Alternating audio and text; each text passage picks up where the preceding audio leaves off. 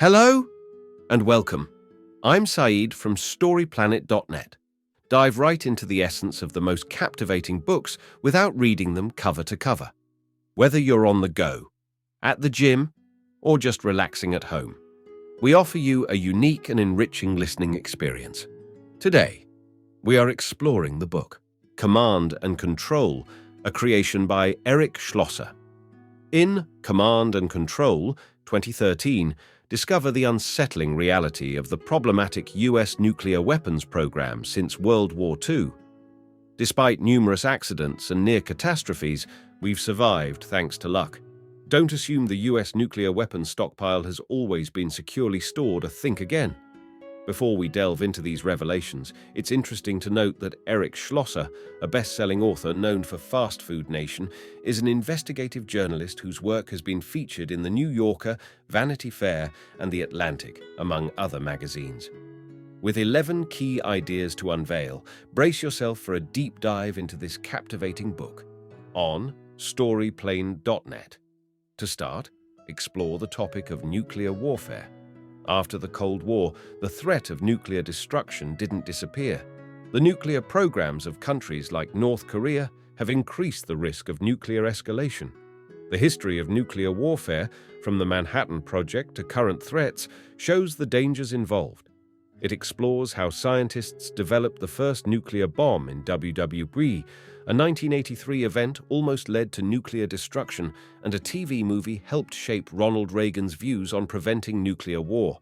Key idea number 1, nuclear bomb has high explosives that initiate a powerful chain reaction. On July 12, 1945, in New Mexico, a plutonium core was placed in the first nuclear bomb, a result of the Manhattan Project involving British, US, and Canadian physicists. The bomb had an implosion design with explosives surrounding the core to cause a chain reaction explosion through fission. The bomb test on July 17th was successful thanks to an electronic triggering device by Donald Horning, creating a mushroom cloud that reached 8 miles into the sky. Key idea number 2, control of nuclear weapons shifted to a mixture of civilian and military authorities after Hiroshima and Nagasaki. In August 1945, the US dropped atomic bombs on Hiroshima and Nagasaki to force Japan to surrender in the bombs, a little boy and a fat man, caused massive destruction and casualties.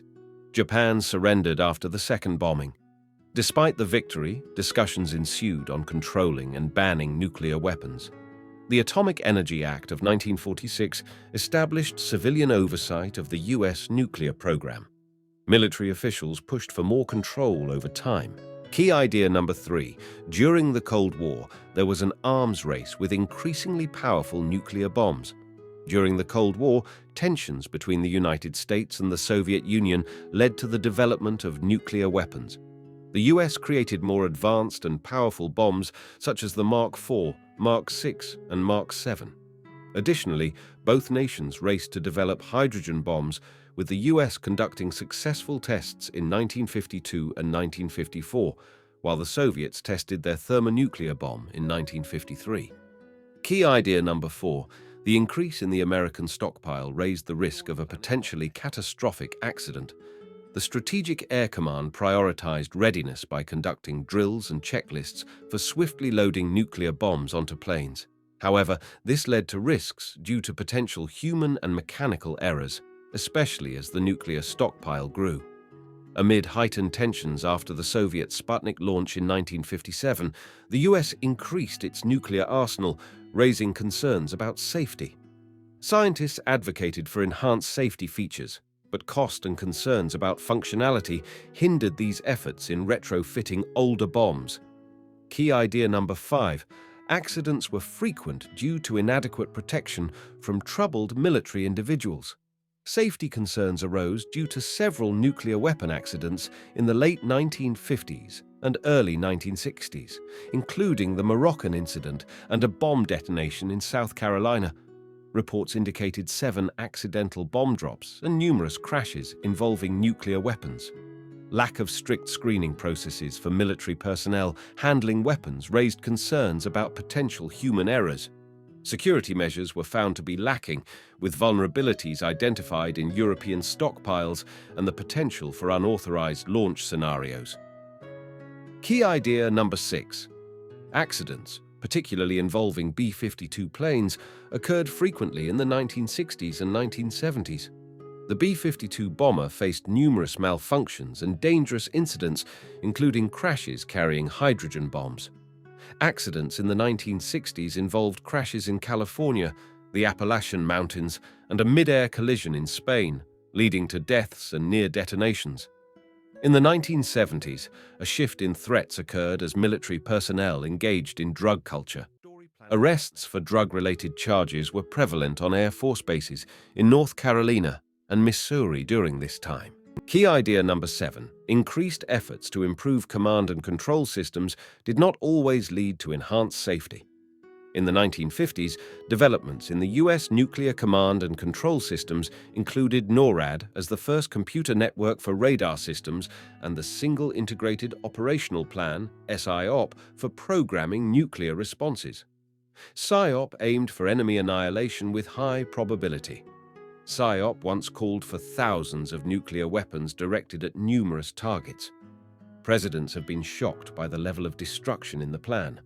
During the Cuban Missile Crisis in 1962, SIOP came close to implementation, but the crisis was averted. NORAD's faulty computers have led to near triggering of war, resolved by rational actions. Key idea number 8. On September 18, 1980, there was an emergency at a missile silo in Damascus, Arkansas, caused by a small mistake. Between 1950 and 1968, there were 200 nuclear weapon incidents, with 13 labeled as broken arrows. A major accident occurred in 1980 involving a Titan II rocket in Arkansas, carrying a powerful warhead. During maintenance, a socket was dropped, releasing toxic vapor. The crew evacuated, and a bureaucratic process delayed action, leading to a tense situation. Key idea number 9. Poor decisions led to the explosion of the Titan II missile and the death of an Air Force officer. Jeff Kennedy, a skilled Air Force missile mechanic, took charge during an emergency with a Titan IRSQ missile, knowing the necessary actions to take. However, bureaucratic delays hindered progress, leading to errors like not using the escape hatch. Despite Kennedy's objections, he followed orders and faced dangerous conditions inside the silo. A fatal decision was made to turn on a ventilation fan, sparking a catastrophic explosion after Kennedy and his co-worker stepped outside. Key idea number 10. Under Reagan's administration, a new serious threat emerged after the incident in Damascus. David Livingston was the only fatality during a nuclear incident in Damascus. The 1980s were marked by escalating tensions, including the arrival of the Pershing II missile with perceived aggressive capabilities by the Soviets.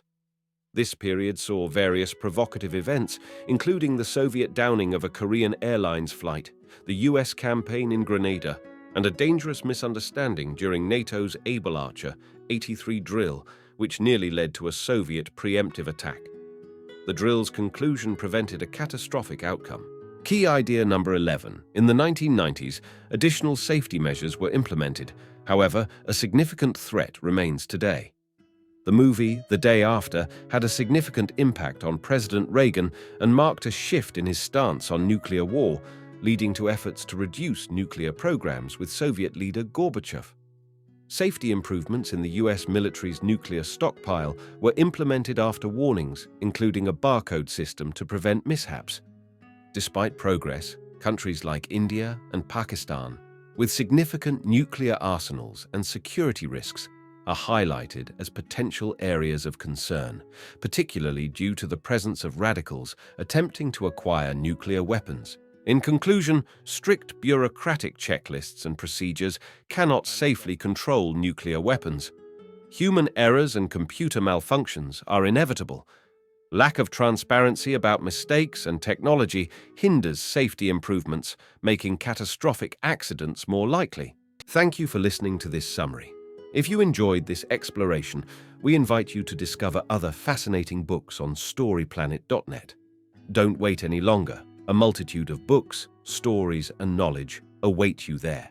See you soon on storyplanet.net.